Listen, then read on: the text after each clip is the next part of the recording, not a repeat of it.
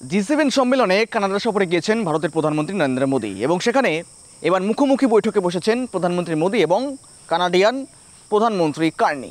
তার সঙ্গে দ্বিপাক্ষিক আলোচনা হয়েছে, অর্থাৎ পুরনো দিনের যে একটা বেতনদা তৈরি হয়েছিল, একটা বিবাদ তৈরি হয়েছিল বলা যেতে পারে, একটা ঠান্ডা লড়াই, সেখানে কিন্তু কার্যত অবসান, অর্থাৎ কোথাও একটু দ্বিপাক্ষিক সম্পর্ক ভালো হতে চলেছে দুই দেশের মধ্যে, অর্থাৎ ভারত এবং কানাডার মধ্যে। অর্থাৎ দু দেশের রাজধানীতেই একে অপরের রাজধানীতে হাই কমিশনার নিয়োগের ক্ষেত্রে সম্মতি জানিয়েছেন, এমনটাই সূত্র মারফত খবর। দেখুন, জি7-এর শীর্ষ সম্মেলনে যোগ দিতে কানাডা সফরে রয়েছেন প্রধানমন্ত্রী Narendra Modi.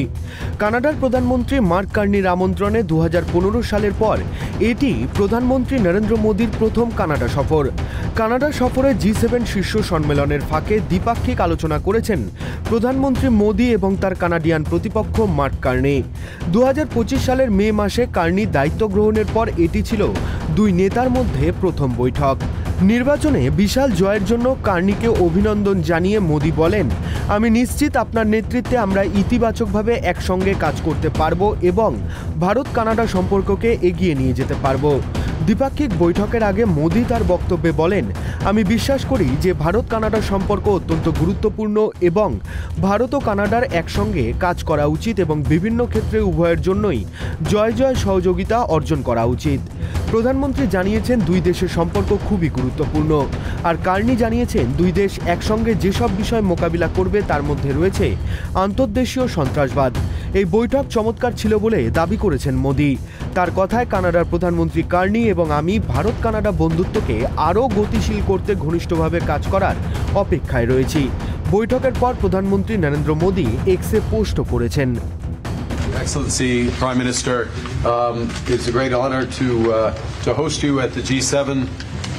India has been coming to the G7, I believe, since 2018 in Biarritz with our French partners, and it's a testament to the importance of your country, to your leadership, and to the importance of the issues that we look to tackle together, from energy security, from the energy transition that you're helping to lead, to the future of artificial intelligence, to the fight that we have against transnational repression, against terrorism, against other factors, and the work that we can do together. And it is my great honor to have you here.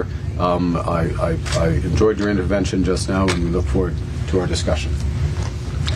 Excellency, मैं आपका बहुत बहुत आभारी हूँ कि आपने G7 में भारत को निमंत्रित किया, और मेरा भी सौभाग्य है कि मुझे 2015 के बाद फिर से एक बार कनाडा की धरती पर आकर के कनाडा के लोगों के साथ जुड़ने का एक अवसर मिला है। भारत दुनिया की सबसे बड़ा लोकतांत्रिक देश है। पिछले दिनों G20 समिट की अध्यक्षता के रूप में भारत ने विश्व के लिए अनेक उपकारक ऐसे इनिशिएटिव लिए हैं। आज G7 के अंदर G20 में भारत ने जो मजबूत नींव रखी है, उसको एक प्रकार से नए स्वरूप में G7 में उसके एग्जीक्यूशन की दिशा में ले जाने में एक बहुत बड़ा अवसर है, और भारत इस अवसर का उपयोग ग्लोबल गुड के लिए करने के लिए हमेशा इच्छुक रहा है, आगे भी इच्छुक रहेगा। भारत और कनाडा के संबंध अनेक प्रकार से बहुत ही महत्वपूर्ण है। कनाडा की अनेक कंपनियों का भारत में निवेश है। भारत के लोगों का भी कनाडा की धरती पर बहुत बड़ा निवेश है। लोकतांत्रिक मूल्यों को समर्पित कनाडा और भारत मिलकर के लोकतंत्र को मजबूत करना होगा। প্রসঙ্গত, কানাডায় থাকা খালিস্তানি লবির চাপে এবং শিখ ভোট ব্যাংকের জন্যই কানাডার প্রাক্তন প্রধানমন্ত্রী জাস্টিন ট্রুডো ভারতের সঙ্গে সম্পর্ক খারাপ করেছিলেন। ভারতের বিরুদ্ধে প্রমাণ না দিয়েই তিনি নির্জন হত্যার দায় দিল্লির ওপর চাপিয়েছিলেন। তবে মার্ক কার্নি প্রধানমন্ত্রী হওয়ার পরই ইঙ্গিত দিয়েছিলেন ব্যুরোতের সঙ্গে সম্পর্ক মেরামতে আগ্রহী কানাডা। এই আবহে দীর্ঘ 20 মাসের টানাপোড়েনের পরে ভারত কানাডা সম্পর্ক জোড়া লাগার ইঙ্গিত মিলল। Bureau report, tribe TV Bangla.